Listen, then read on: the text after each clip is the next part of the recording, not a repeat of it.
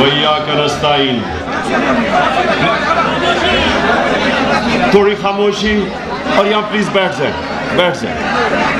खामोशी। अच्छा जी, मैं सबसे पहले अपने कारकुनों को सबसे पहले तो मुबारक देना चाहता हूं कि जिस तरह पेशावर के जलसे पे आपने पब्लिक को निकाला, आप सबको मुबारक हो।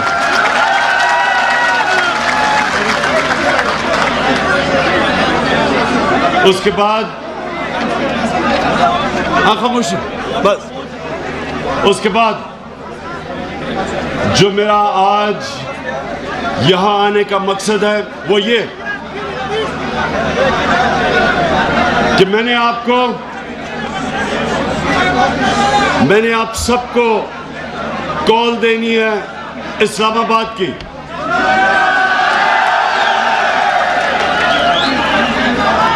लेकिन उससे पहले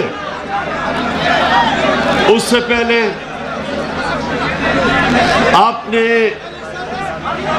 गली गली मोहल्ले मोहल्ले निकलना है और लोगों को तैयार करना है। हमारी हकीकी आज़ादी की जो तहरीक है, आपने गली गली जाना है, मोहल्ले मोहल्ले, गांव गांव, सारी कौम को तैयार करना है कि ये एक पाकिस्तान की तारीख में फैसला कुन वक्त है। एक बाहर से एक इंपोर्टेड हुकूमत जो एक बैरूनी साजिश के तहत हमारे मुल्क के ऊपर मुसल्लत की गई,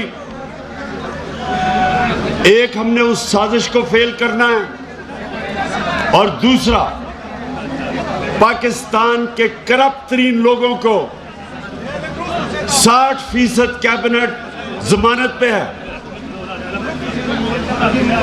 इस मुल्क के बड़े बड़े डाकुओं को हमारे ऊपर बिठाया, जिनमें से जरदारी और ये शहबाज शरीफ और नवाज शरीफ इस मुल्क के सबसे बड़े डाकू हैं। 30 साल से ये चोरी कर रहे हैं मुल्क में, चोरी करके पैसा बाहर इनके ऑफशोर अकाउंट्स हैं, इनके बड़े बड़े महलात हैं, इधर से पैसा चोरी करके बाहर लेके गए। ये लोग पाकिस्तान आते हैं लूटने के लिए और फिर वापस चले जाते हैं जिधर इनकी सारी फैमिली बाहर है, इनकी छुट्टियां बाहर है, इनका इलाज बाहर है, इनकी बिजनेसेस बाहर है। इन लोगों को हमारे ऊपर मुसल्लत किया गया। मैं ये समझता हूं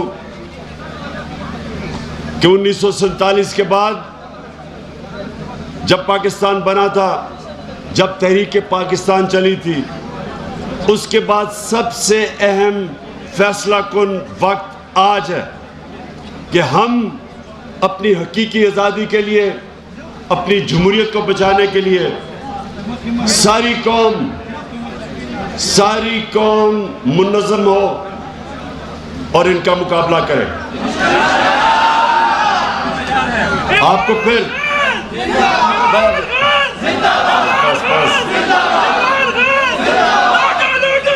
ये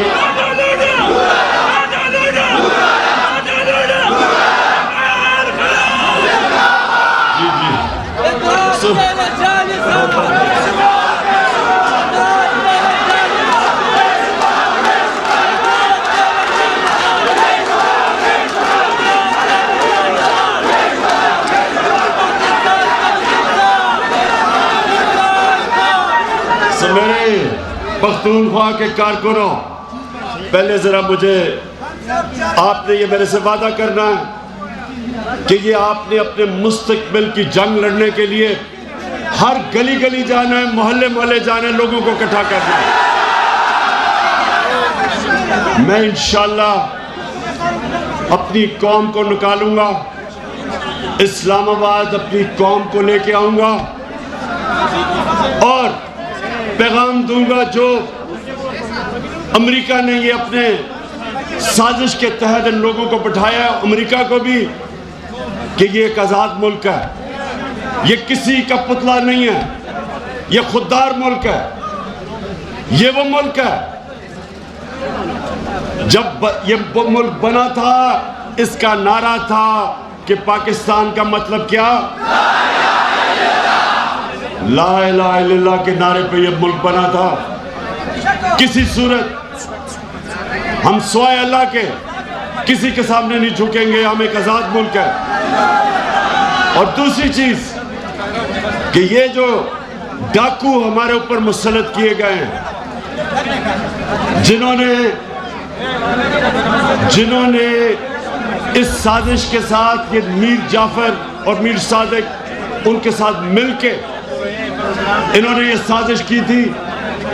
ये डाकुओं को भी हम बताना चाहते हैं कि किसी सूरत हम तुम्हारी इंपोर्टेड हुकूमत को मंजूर नहीं करेंगे।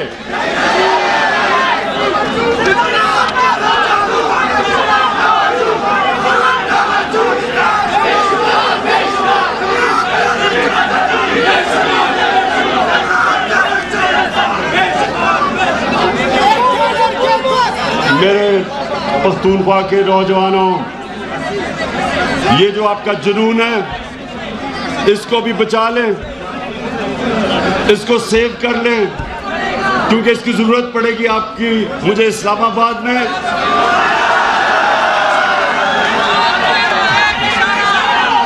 और उससे पहले जो आपने तहरीक चला रही है। अच्छा,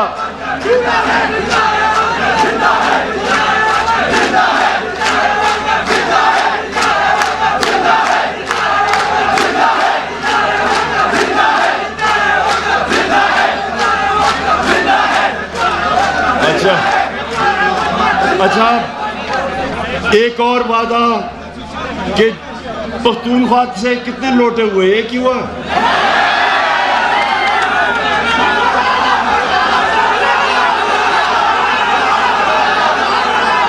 और तो कोई नहीं, एक ही हुआ। अब मुझे नहीं,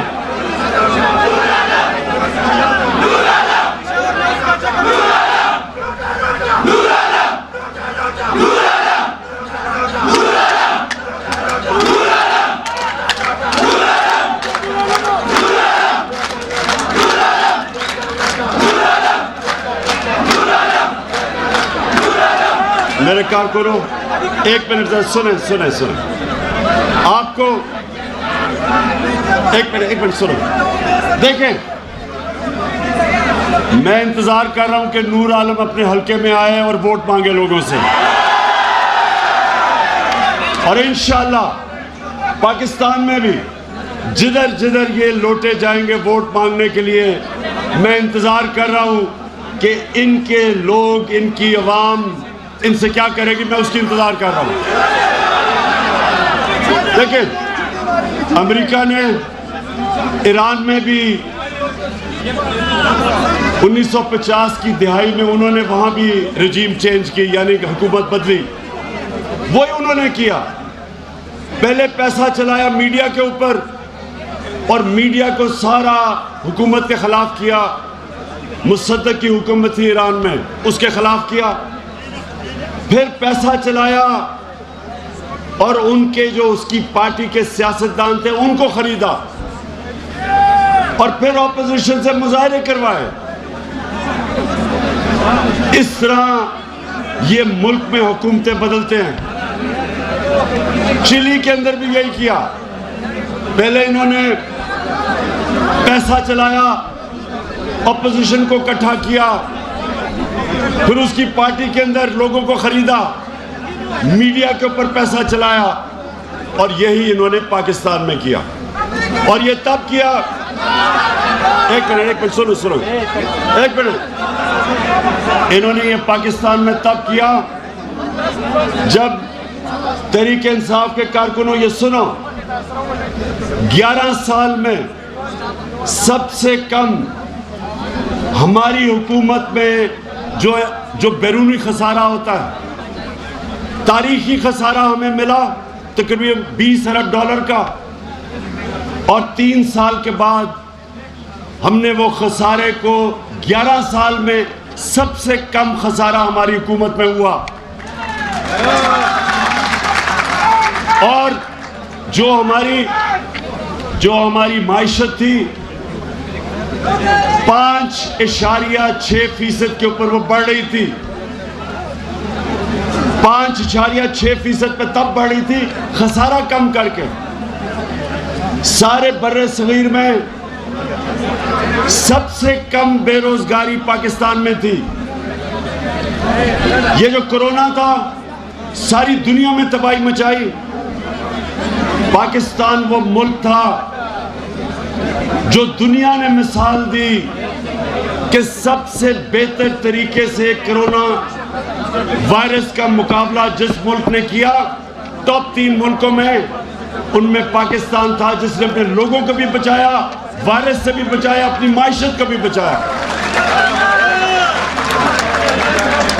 उसके बावजूद, और ये वो गवर्नमेंट, पहली गवर्नमेंट हटाई गई है जिसके ऊपर कोई करप्शन के इल्जामात नहीं, प्राइम मिनिस्टर को कोई बाहर बड़े बड़े मालात नहीं खरीदे, कोई फैक्ट्रियां नहीं लगाई, कोई रिश्तेदारों को ऊपर नहीं लेके आया।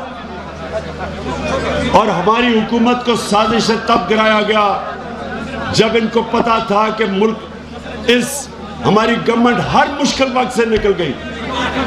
जो महंगाई की बात करते हैं सारे, मैं आज भी कहता हूं कि दुनिया में सस्ता तरीन मुल्क आज पाकिस्तान है। दुनिया में सस्ता तरीन मुल्क है क्योंकि आलमी महंगाई आई हुई है, सारी दुनिया में महंगाई है कोरोना की वजह से। और उस महंगाई के अंदर जो सस्ता तरीन मुल्क आज भी पाकिस्तान है। हमने डीजल और पेट्रोल की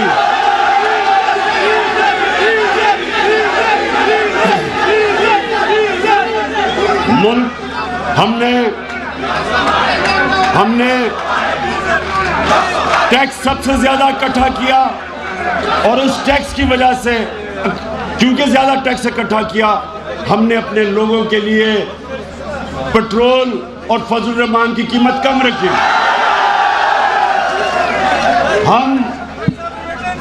हमारी वो गवर्नमेंट थी जिसने सबसे ज्यादा किसानों को फायदा पहुंचाया। हमने किसानों को उनकी फसल की पूरी कीमत दिलवाई। हमने शुगर माफिया का मुकाबला किया जो किसानों को पैसे नहीं देते थे और पैसे कम देते थे, पूरी कीमत भी दिलवाई, वक्त पे दिलवाई। किसानों ने अपना पैसा जमीन पे लगाया, और जो 5 बड़ी बड़ी फसलें थी उनमें से सबसे ज्यादा पाकिस्तान की तारीख की पैदावार हमारे जमाने में हुई पिछले साल।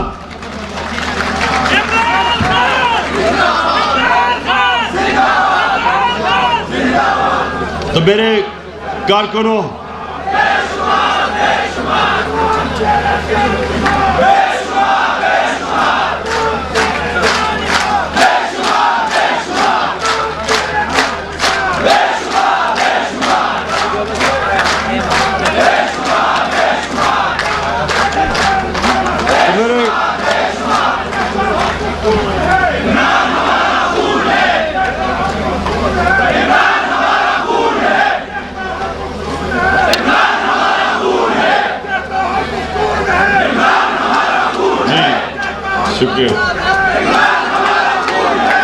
शुक्रिया। अब जरा सुने, तो ये मैं आपके सामने सिर्फ इसलिए ये चीजें रख रहा हूं कि एक हुकूमत जो मुल्क को हर मुश्किल से निकाल रही थी, जिसकी माशी परफॉर्मेंस पिछली कोई भी हुकूमत पिछले 10 साल में मुकाबला नहीं कर सकती थी, जिसने एक मुल्क वो मिला हमें विरासत में जिसका दिवालिया निकाला हुआ था, सारे इदारे तबाह किए हुए थे, वो हमें हुकूमत मिली। और मुझे फख्र है कि सारे मीडिया प्रोपेगेंडा और अपोजिशन प्रोपेगेंडा के बावजूद अल्लाह का शुक्र है कि हमारी हुकूमत सही रास्ते पर निकली हुई थी। जब ये साजिश की गई तो मैं आज ये भी आपको बता दूं नौजवानों के, कौम कैसे तबाह होती है। कौम कैसे तबाह होती है? जब आप वो करप्ट लोगों को जो 30 साल से मुल्क को लूट रहे थे, जब आप उनको बैठाते हैं तो क्या होता है? अब ये शहबाज शरीफ ने, इसने सबसे पहले चीज क्या की? 16 अरब रुपए के FIA के इसके ऊपर केस है। 16 अरब रुपए का नौकरों के नाम पे 16 अरब रुपया, जिसमें मकसूद चपड़ासी का 3.25 अरब रुपया, 370 करोड़ रुपया उसके बैंक में आया। अब एक मिनट, चुप। अब सुने, अब ये क्या किया इसने? आते साथ ही FIA में जो इन्वेस्टिगेटिव ऑफिसर्स थे उनको फारिग कर दिया, उनके खिलाफ इंतकामी कार्रवाई की, सारे अपने लोगों को ऊपर बैठा दिया। अब ये अपने केसेस खत्म करवाएगा। अब ये जब FIA को तबाह करेगा अपने केसेस बचाने के लिए, FIA और भी किसी ताकतवर डाकू को नहीं पकड़ेगी, वो सिर्फ छोटे चोरों को पकड़ेंगे। इदारा तबाह होगा। अब ये नैब को मुकम्मल तौर पे तबाह करेंगे, जिधर इसके बाकी केसेस पड़े हुए हैं। नैब तबाह होगी। FBR को ये तबाह करेंगे, क्योंकि FBR के अंदर ये टैक्स बचाना होता है। अपने आप को बचाने के लिए FBR पे जब लोग लेके आएंगे, FBR जिसने तारीखी टैक्स इकट्ठा किया, हमारे दौर में पाकिस्तान की तारीख में सबसे ज्यादा पैसा इकट्ठा हुआ है, क्योंकि हमने FBR को मजबूत किया। ये उसी FBR को कमजोर करेंगे, क्योंकि ये सारे टैक्स चोर बैठे हुए हैं। 60% कैबिनेट जमानत पे है, इन्होंने अपने आप को बचाना है, तो ये सारे मुल्क के इदारों को कमजोर करेंगे। तो होगा क्या? मेरे कारकुनों ये सुनो, क्योंकि आपने जब तबलीग करनी है लोगों के अंदर जाके, आपने लोगों को ये चीजें समझानी है। होगा क्या? नबी सल्लल्लाहु अलैहि वसल्लम ने कहा था कि कौम तब मरती है जब वो छोटे चोरों को जेलों में डालती है और ताकतवर डाकुओं को नहीं पकड़ती। ये अब आपके सामने तमाशा हो रहा है।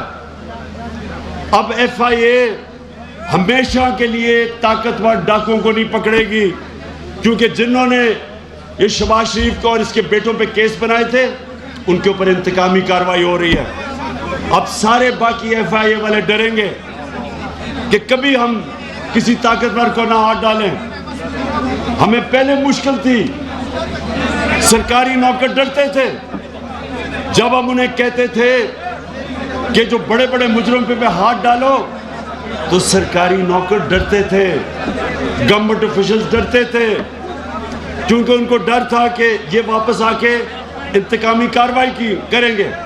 अब ये साजिश के जरिए इसी शहबाज शरीफ और शरीफ खानदान को वापस लाया गया, और अब ये सारे इदारे इस मुल्क के तबाह करेंगे जो इन्होंने पहले किए हैं।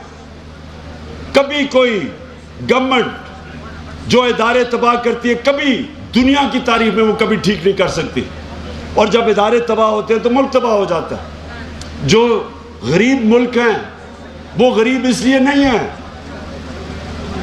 कि वहाँ वसाइल की कमी है, वो गरीब इसलिए है कि उनके इदारे तबाह हो जाते हैं। वो ताकतवर डाकुओं को, मुजरिमों को नहीं पकड़ सकते, वो सिर्फ छोटे चोरों को पकड़ते हैं। वो जो लोग यहाँ से पैसा चोरी करके लंदन में महल्लात खरीदते हैं और बड़ी बड़ी बिजनेसेस चलाते हैं चोरी के पैसे से, गरीब मुल्कों का जो निज़ाम है वो इन लोगों को नहीं पकड़ सकता, इसलिए वो गरीब होते हैं, इसलिए गुर्बत होती है। तो ये जो दूसरा बड़ा, एक तो साजिश हुई, दूसरा इन चोरों को जो हमारे पर मुसल्लत किया गया है, इनके खिलाफ सारी कौम को खड़ा होना इसलिए है कि हमारे मुल्क का मुस्तकबिल अब खतरे में है, हमारे बच्चों का मुस्तकबिल खतरे में है। इसलिए बस पहले सुन लो, पहले बात सुनो, क्योंकि आपने जाके तबलीग करनी है लोगों में। आपने लोगों को एक मिनट सुनो सुनो सुनो, देखिए मेरे कारकुनों सुनो गौर से बात। अब नारेबाज में मारना, पहले आपने अब लोगों के पास जाएंगे, आप उनको क्या कहेंगे? सबसे पहले आप उनको कहेंगे कि ये सारी साजिश तब शुरू हुई जब अमेरिका ने फैसला किया इमरान खान को हटाने का। उनका अंडर सेक्रेटरी वॉशिंगटन में डोनाल्ड लू, उसने आके हमारे अमेरिका के एम्बेसडर को धमकी दी कि अगर तुम इमरान खान को नहीं हटाओगे तो पाकिस्तान को मुश्किलात का सामना करना पड़ेगा। और फिर कहा कि अगर इमरान खान को अदम एतमाद की वोट पे आपने हटा दिया तो फिर हम माफ कर देंगे। गुलामों को माफ किया जाता है, आजाद लोगों को माफ नहीं किया जाता।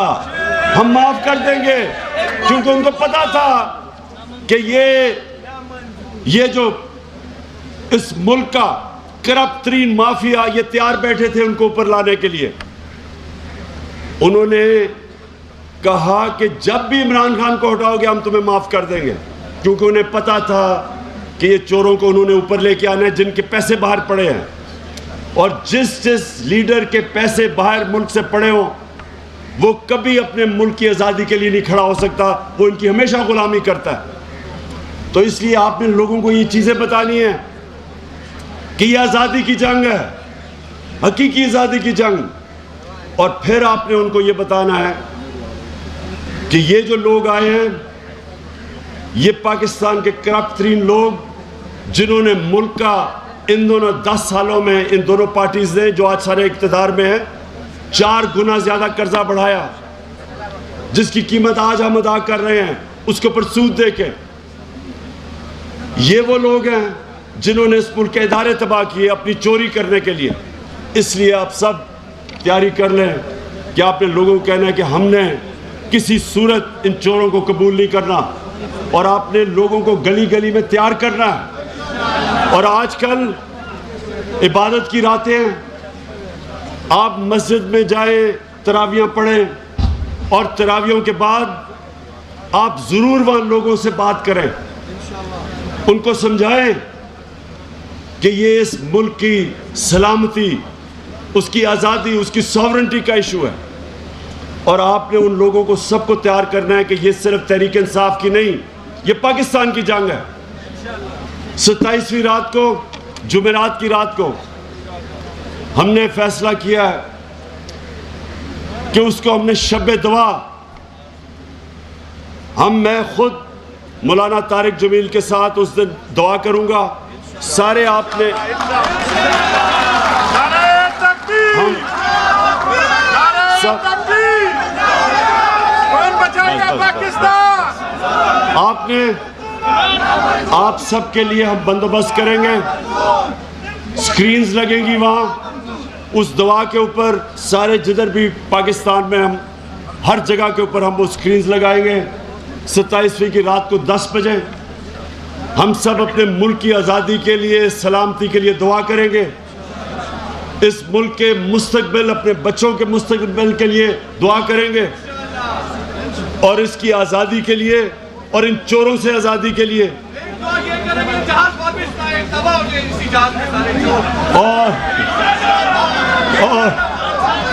और आप सब ने उसमें शिरकत करनी है शब दुआ में।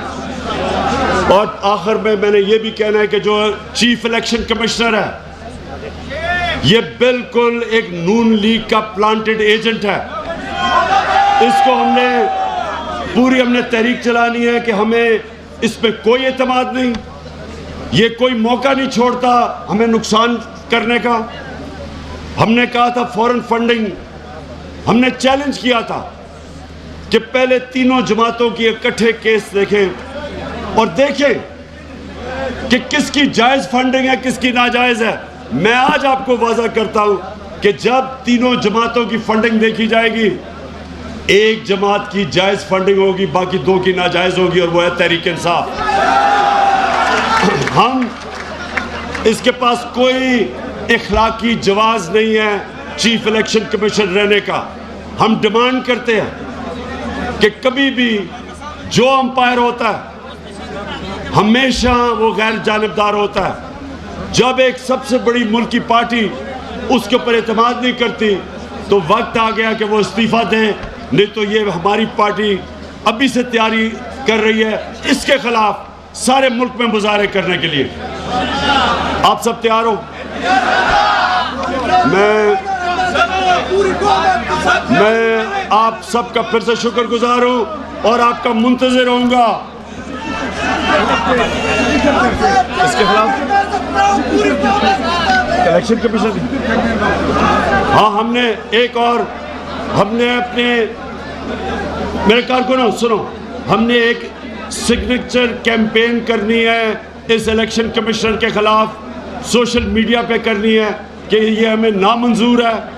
ये एक बिल्कुल नून लीग का नुमाइंदा बैठाया हुआ है, ये हर तरह कोशिश कर रहा है हमें नुकसान पहुंचाने के लिए। तो सब एक सोशल मीडिया पे सिग्नेचर कैंपेन करेंगे इसके खिलाफ।